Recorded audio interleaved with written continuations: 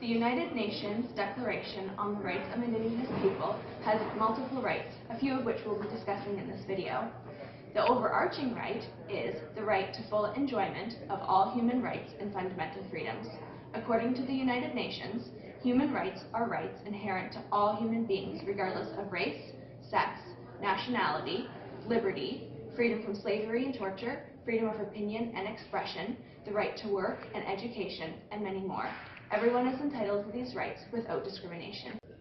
The United Nations Declaration on the Rights of Indigenous People encompasses the rights of Indigenous people. However, because there are so many, we will only be highlighting just a few, such as right to their own educational systems and institutions in their language, right to their own culture, heritage, and tradition, right to be free from discrimination in regards to labor, employment, and salary, right to participate in decision-making governmentally, right to diversity, right to a nationality, right to live in freedom, free from any act of violence or genocide, the right to access without any discrimination to all social and health services, and the enjoyment of the highest attainable standard of physical and mental health, the right to manifest, practice, develop, teach their spirituality, religion, tradition, custom, and ceremonies.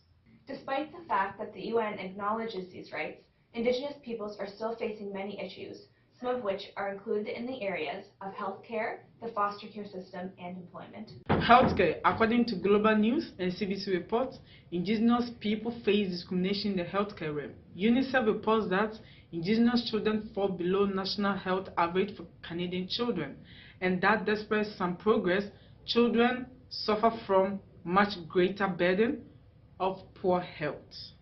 Foster care. Another issue Indigenous people face is the fact that almost half of children within the foster care system are Indigenous. 7% of the Canadian youth are Indigenous, and they represent 48% of the children in the foster care system. Employment. Indigenous people do not make the same rate of income that non-Indigenous people make, mostly due to less education. The poverty rate of Indigenous children is approximately 2 times that of non-Indigenous children.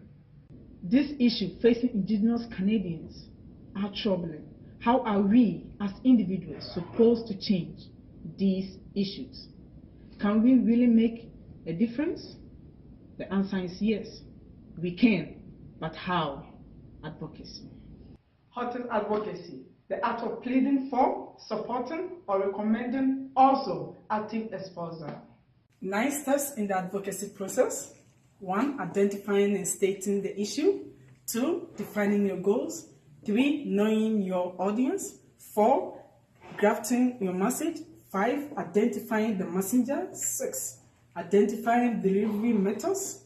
Identifying resources and goals. Planning next steps. And evaluating effectiveness. Alrighty, so the first step is identifying and stating the issue. What is the issue and what problem do you want resolved? Step 2 is identifying the goal. What do you want the end goal to be? And make sure your goal is a smart one.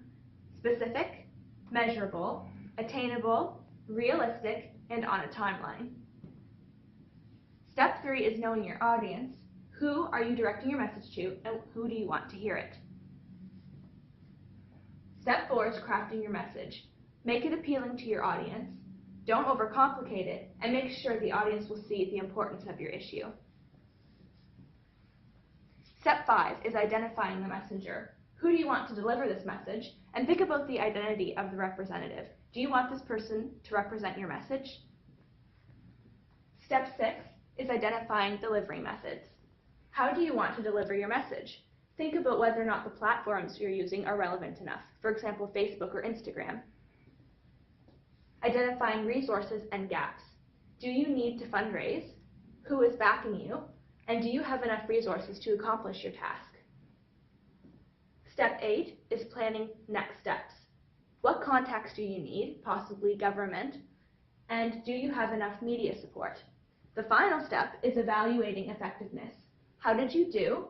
If you could go back, would you change anything? What would it be? And what did you do well? Indigenous Canadians are still facing many issues, such as healthcare, the foster care system, and employment.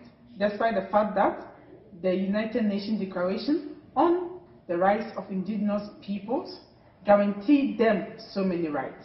Understanding and using the advocacy process outlined in this video is a huge part of resolving these issues.